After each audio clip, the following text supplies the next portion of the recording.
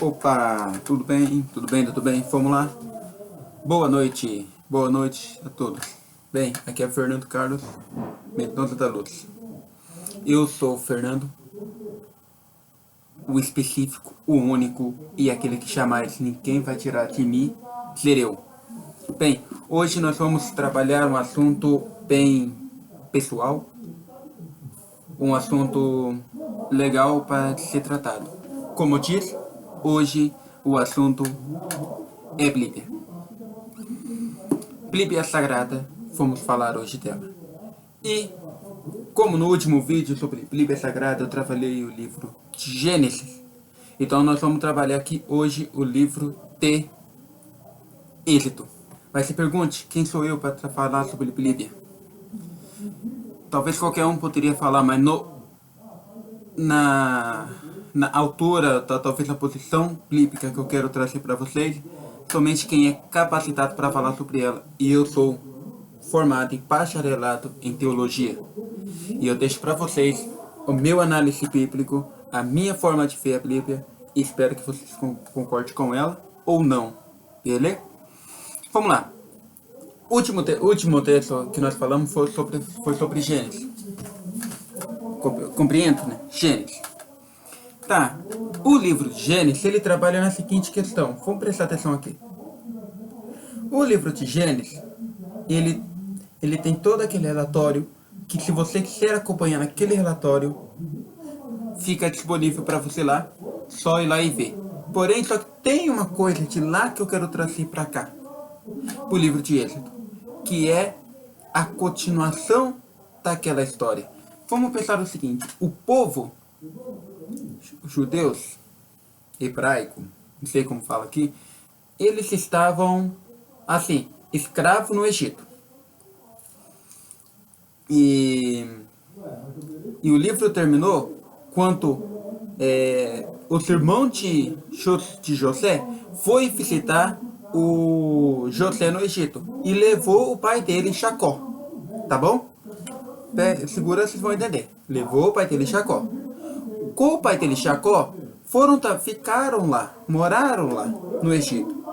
E quem é que, tipo assim... E quem foi o irmão deles? Tá? O irmão dele foi Rubens, Simão, Levi e o restante. Termino no Levi que você vai entender o porquê estou falando de Levi. Simão, Rubens, Simão e Levi. Calcule agora. Tá? Os irmãos deles foram ficar no Egito, tá? Então, no meio disso aí vai ter um irmão que vamos ter que tirar ele do meio, esse embaraço todo como irmãos, que ele tem um fator importante para nos apresentar aqui. É Levi. Levi, ele tem um ponto importantíssimo no livro de Êxodo. E vocês vão entender o porquê.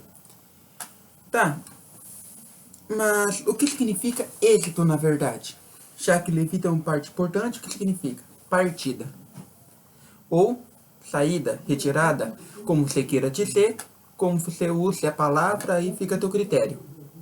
Essa é a significação do livro de Levi, partida. Então, é a saída do povo judaico, hebraico, como você queira traduzir, do Egito da escravidão. E para que isso aconteça, existe um personagem maravilhoso nisso, Moisés. Tá? Moisés é o personagem nisso. Quem é Moisés? Moisés é neto de Levi, filho de Arão com Shequebode. Eu anotei porque seu nome é complicado, tá bom? Irmão de Arão. Arão, aquele pastor que caminhou com ele durante no deserto, tá bom? Então vamos lá então recrutar a história. Levi teve um filho chamado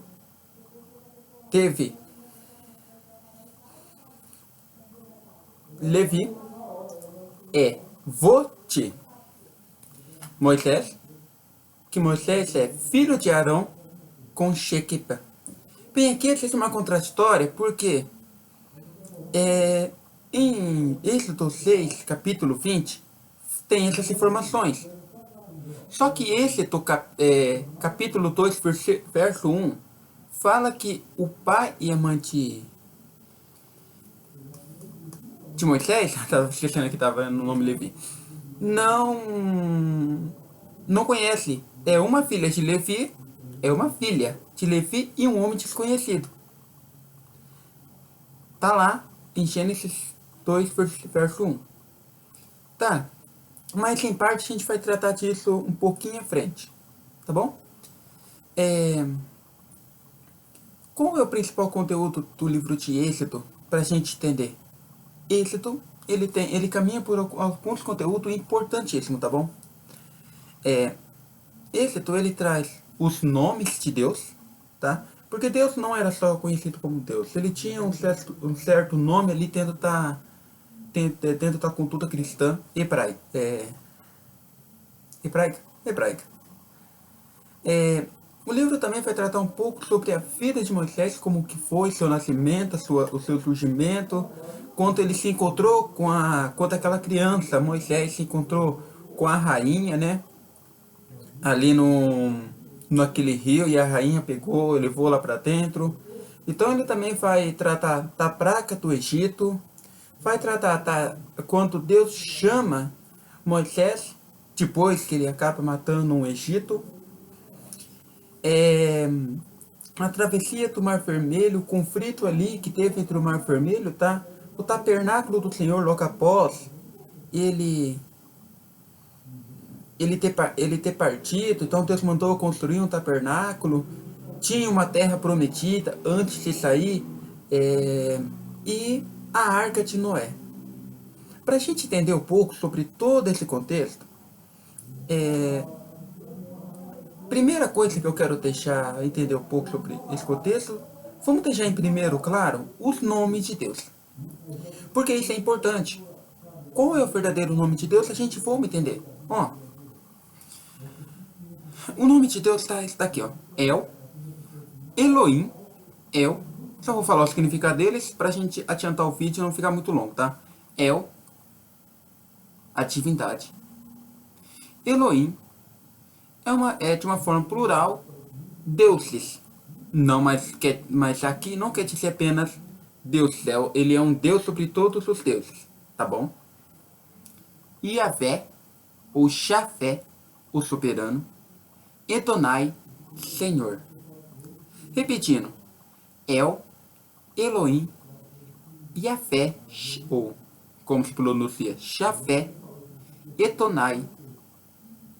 Bem, Jafé, você sabe muito bem que é usado para as igrejas Sentinela, Grupo Sentinela, usam isso. Para quem não sabe, o Grupo Sentinela é o... Nossa, esqueci o nome daquela religião, velho. Sério mesmo. Testemunha de Jeová. Então, Jafé, todo mundo já sabe que é o nome usado pela Testemunha de Jeová. Ali aqui em qualquer lugar onde que tenha eles falam esse nome. Mas aqui nós vamos falar então, o que aconteceu aqui? O que aconteceu é que quando foram os irmãos de Jacó, de José, filho de Jacó, para o Egito, automaticamente esse povo, eles começaram a ter uma certa multiplicação. O povo israelita, que na época estava falando hebraico, mas é israelita, estava se multiplicando muito, muito mesmo. Então, essa multiplicação estava acontecendo, tipo assim, o povo israelita estava tomando praticamente território do povo do Egito. E muito preocupado, os governantes, muito preocupado com essa alta produção de Israel e essa redução do povo egito, então eles começaram a tentar reduzir a taxa de natalidade do povo. Qual foi a expectativa? Se nascer uma criança e for homem, mata. Isso mesmo. Nascer uma criança e for homem, tem que matar. Não pode deixar vivo. Então, ao decorrer do tempo, isso estava acontecendo, e algumas parteiras, com muita dó, parteira do próprio Egito, com dó de matar a criança, estava deixando nascer algumas crianças. E o Egito começou a pegar muito no pé sobre essa questão. Tava nascendo homens, mesmo assim, eles não estavam seguindo ordem. Então, o que aconteceu nessa aí? Pegaram e começaram a ver uma... Então, pegaram, o próprio soldado, invadiram a casa, começaram a invadir a casa para ver realmente se tinha homens, criança, homens, dentro da casa. Então, a mãe de Moisés escondeu ele e depois jogou dentro do rio. Pra quê? Porque para eles não pegar e matar. A ideia foi o seguinte: vai para dentro do rio e se o soldado se alguém te achar e cuidar de você, beleza, senão você não vai viver se ficar aqui. Então quando jogou dentro do rio, e por incrível que pareça, ele caiu bem aonde a rainha estava lá. Bem, eu tô falando isso baseado mais em análise do que o filme fala, só que é bem isso, tá bom? Que teve um encontro lá naquele rio lá.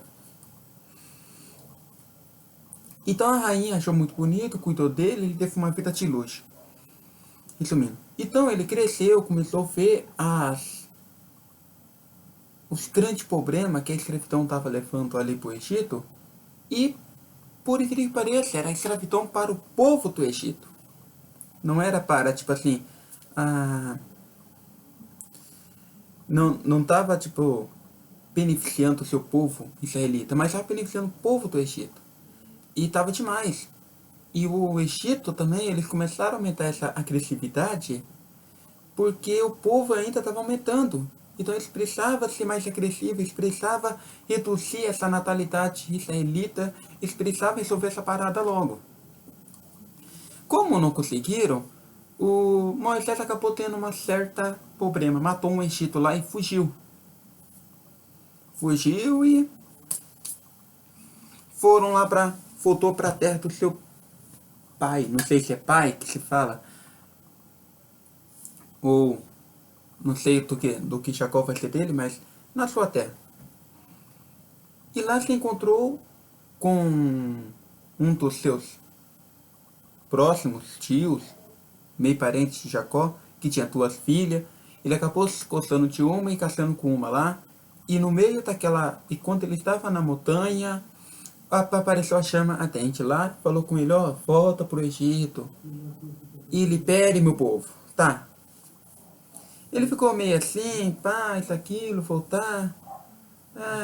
Né? Mas mesmo assim, liberaram que Arão fosse com ele. Arão, que era irmão dele. Tá. Então, bora, vamos lá. Chegou no Egito. Antes de ele entrar no Egito, ele falou o seguinte: Deus, como é que eu vou falar do Senhor? Eu não sei seu nome. Não sei nada sobre você. Cara, o cara frequentava um povo que adorava esse Deus, velho. Como o cara não sabia o nome? Tá bom. A parte. Então Deus pronunciou todo aquele nome que eu já mencionei logo no início do vídeo lá. E escolheu um, Jeová. Tá bom? Então ele chegou perante o rei do Egito e lançou as 10 pragas. Até que soltasse o povo. Então o povo foi liberto, tudo, passou por aquele processo da mira do mar, passou pelo mar. Miriam fez o cântico de louvor que está ali logo após a travessia do mar. E também, agora nós vamos entrar num contexto que vocês vão entender. Ele sobe sobre a montanha e tem os 10 mandamentos.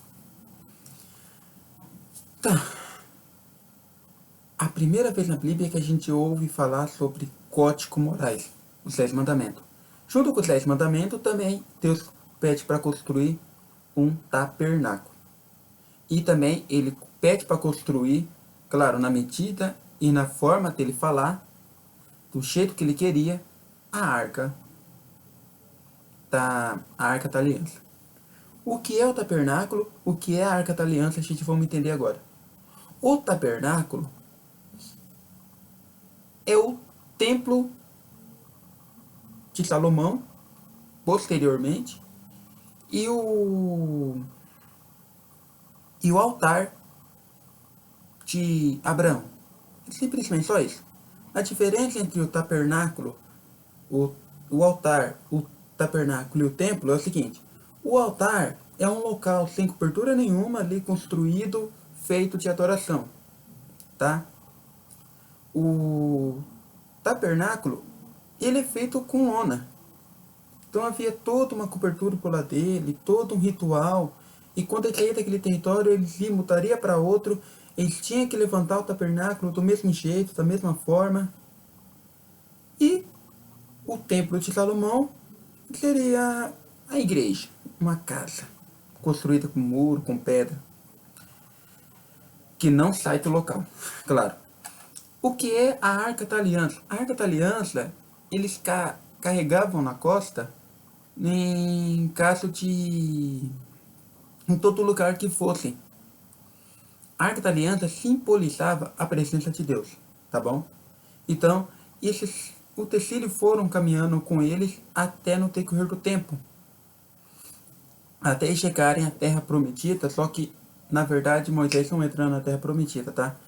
O êxito não termina ali com a peregrinação deles para a Terra Prometida. Ao contrário, o êxito é apenas o início dessa peregrinação, porque a história custa aí 40 anos de vida para compreender um pouco sobre essa peregrinação, o que houve, como aconteceu, os sacrifícios, os julgamentos, entendeu? Então, o êxito, ele ainda termina o êxito com o povo ainda se peregrinando para a Terra Prometida, carregando consigo o tabernáculo e a arca, que a partir de agora é parte deles. Vocês vão acompanhar essa história em Levítico, em Deuteronômio, vai encontrar em Josué. Então, é parte deles. Resumindo, isso é o livro de Êxodo. Esse é êxito. Por quê? Eu falo isso é êxito. Porque algumas lacunas nesse livro ainda não bate. Como todo livro da Bíblia, ele tem algumas lacunas? Tem. Então nós vamos pronunciar algumas lacunas aqui. Qual é o verdadeiro nome de Deus na verdade? Porque é impossível que você tenha 4 nomes, 5 nomes. E mesmo que você seja um ser supremo, vamos assim dizer, mas qual é o sentido dessa soberania? Soberano ao quê? Porque, tipo assim, o termo soberano quer dizer que você é maior a alguém. Alguém quem? Seja o Deus do Egito, seja o Deus da Grécia, seja o Deus do povo elemita, seja o Deus do povo quem? A ideia de soberano já quer dizer que existem outros deuses. Só para entender. Então qual é o nome realmente de Deus? Porque não deixa claro. É evidente que essa pergunta ela não é respondida. Em toda a Bíblia ela não é respondida, tá? Se você vai ser um julgamento que você é o melhor funcionário, se você é o melhor esposo, baseado em quê?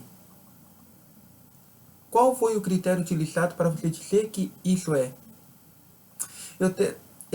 Por isso que aqui esse questionamento vem.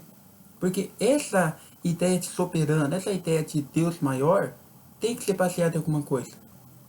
Mas que eu não encontro. Outra coisa. Outra coisa. Por que há essa contradição no mesmo livro, de que um lado fala que Moisés é filho de uma das filhas de Levi, porém não tem o nome dessa filha, de um homem desconhecido que chegou lá. E já no 6:20 fala que ele é filho de Arão. Eu não poderia deixar de trazer essa informação com uma mulher chamada deixa eu localizar aqui. O nome dela, Choque. Joquebede. Joquebede. Pode ser que seja a filha de Levi, mas tá bom, que seja. Por que no capítulo 1 e 2 não colocaram? Onde que fala especificamente o título é Nascimento de Moisés. A outra questão que eu quero colocar sobre a Arca da Aliança. A Arca da Aliança é uma prova real que Deus não é onipresente. Cara, olha, se a Arca da Aliança representa a presença de Deus no meio do povo, então por que eles precisavam carregar? E Deus é onipresente, então por que eles precisam carregar um objeto na costa, dizendo que ali estava Deus? Então, é inquietante essas perguntas, por quê? Porque nós vemos que há uma colocação não paralela ali. Bem, agora sobre a travessia do mar. Não havia um caminho mais perto? Precisava realmente passar no meio do mar? Bem, quando eu leio o livro de Êxodo, eu chego a uma conclusão que aqui há uma certa linha política, geograficamente falando. Por quê? Porque nós temos o líder, né? Quem dá as cartas é o líder. Quem fala por onde vai, como vai, com quem faz é o líder. Quem tem contato com o Ser Supremo é o líder, né? E quem condena é o líder, quem julga é o líder. E esse certo nível de liderança vai alterando no decorrer do tempo. Então nós começamos a ler essa liderança com Abraão, Isaac, Jacó, agora com Moisés, e talvez vai vir outros líderes. E talvez até aí você possa trazer que essa norma vamos alterar. Porque já alterou. Ó, se você pegar Deus com Abraão apenas fala, não aparece. Sendo que com Adão ele aparecia face a face.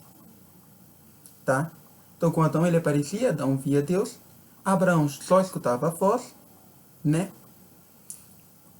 Moisés não poderia nem ver a face de Deus. Ele apenas recebia a mensagem e saía.